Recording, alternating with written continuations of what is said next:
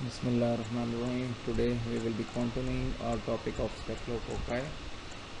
So, as we have already discussed that there are two categories in case of staphylococci, that are Coagulase positive staph and the Coagulase negative staph.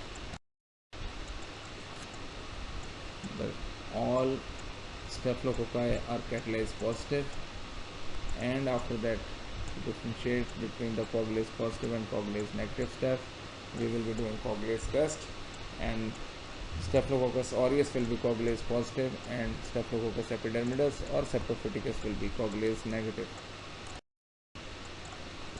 Now about the Coagulase negative staphylococci, we are having a list of various staph that are Coagulase negative, but the most important of them are the Staphylococcus epidermidis and Staphylococcus saprophyticus.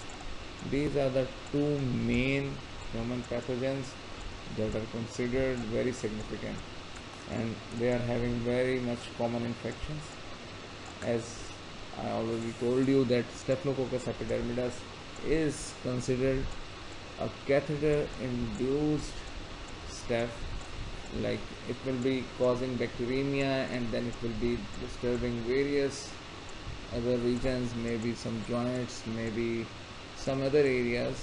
So it will be induced into your blood through the catheters that are used in various treatments.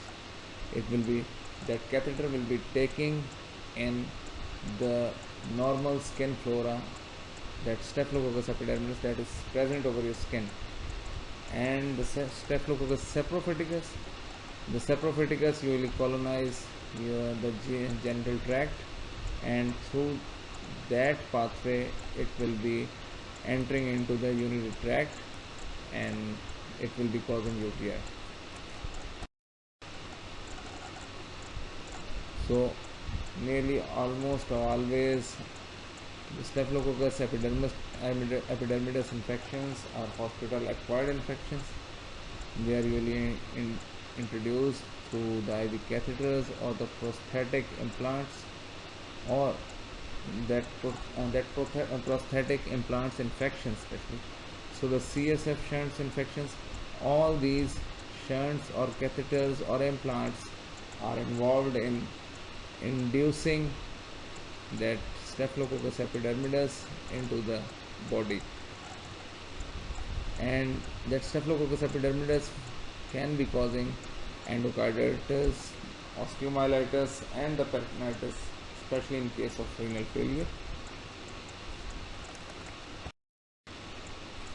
Saprophyticus is a community acquired infection and it is a urinary tract infection, and Staphylococcus saprophyticus is the most common staph that is involved in causing UTIs.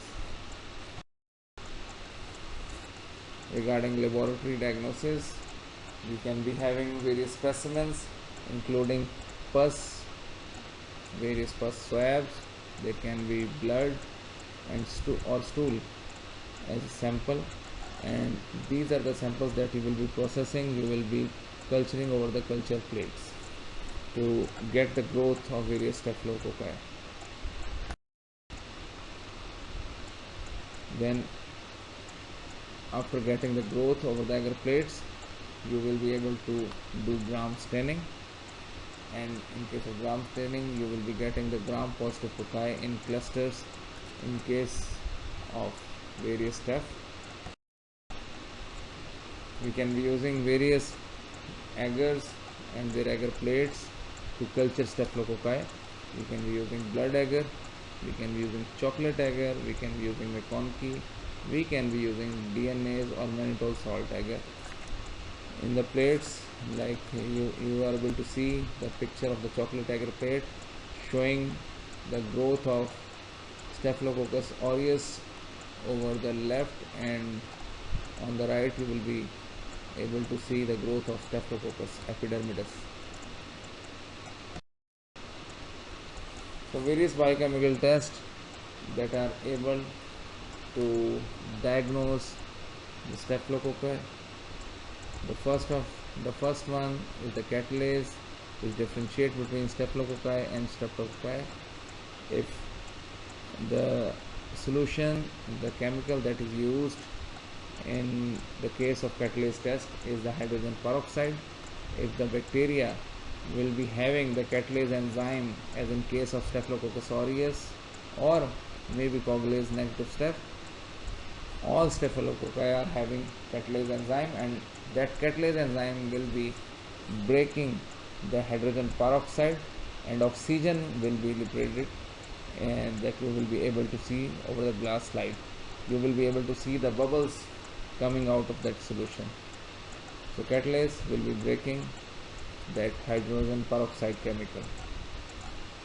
So after doing the catalase, if it is positive, then you will go for the coagulase test. You will be using the fresh plasma, and Staphylococcus aureus will be able to make a clot in the plasma after a little incubation, because Staphylococcus aureus is having that coagulase enzyme, but not in case of Staphylococcus epidermidis or saprophyticus. Same is the case with the DNase test.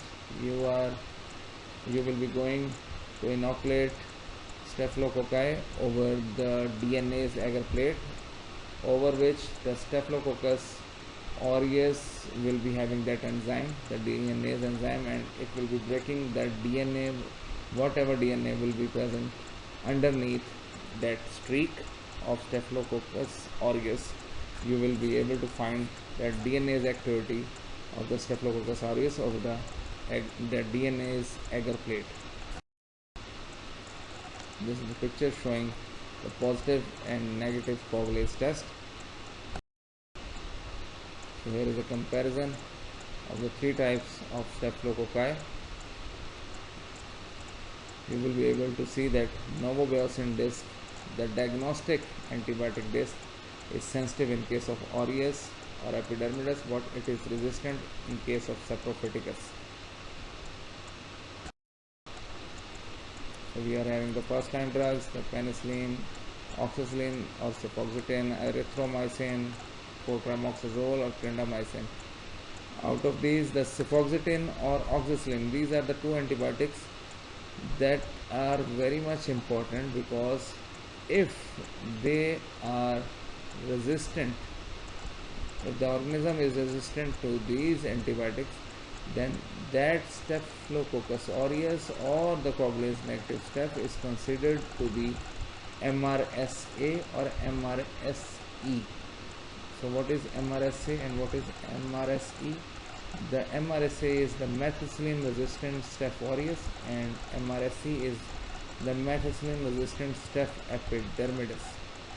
Both of these staphs are actually the resistant form of staphylococci that are considered to be multi-drug resistant, and if cefoxitin or oxacillin is coming resistant in their case, then these staph will be automatically be given resistant to all the penicillins, all the cephalosporins, and any combination of these drugs. Like in case of augmentin, the main antibiotic is the amoxicillin, but you are using a clavulanic acid, the beta lactamase inhibitor enzyme. You will be getting the details of that enzymes later, but to tell you that this is that augmentin or co-amoxiclave is actually the combination for a penicillin, that is amoxicillin, with a clavulanic acid.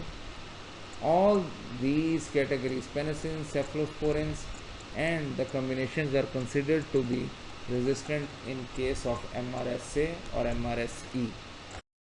The second line drugs used to treat staphylococcus infections include tetracyclines, ciprofloxacin, rifampicin. Rifampicin is basically the anti-tuberculous drug, but it can be used in case of staphylococcus infections. Vancomycin, the mainstay of treatment in case of MRSA or MRSE is the vancomycin. And last of all is the linezolid, very precious drug that is used to treat resistant cases. Then we are having the third line drugs including gentamicin, chloramphenicol, fusidic acid, a combination of quinaprisin and dalfopristin, and the daptomycin. So what are beta lactamase? Beta lactamase are enzymes that usually break the beta lactam drugs present in the beta lactam categories of antibiotics. About 9, including the penicillins and cephalosporins, about 90% or more of the Staphylococcus aureus strains are resistant to penicillin G, as they cleave the beta lactam ring of the penicillins by this enzyme. So MRSA is actually what is happening at the genetic level. This is a step that will be acquiring a special gene, that is MAC-A gene. That MAC-A gene is responsible to make that step that much resistant that it will be included in the category of MRSA or MRSE. So MAC-A gene codes for alteration in penicillin binding proteins. PBP2A is the site of the action of this MAC-A gene. So there are two types of MRSA: hospital acquired or maybe community acquired. Hospital acquired will be including the respiratory infections, and community acquired will be including soft tissue or the skin infections. MRSA treatment will be including vancomycin, teicoplanin, linezolid, tigecycline or daptomycin. These are the antibiotics used in those resistant cases. Thank you.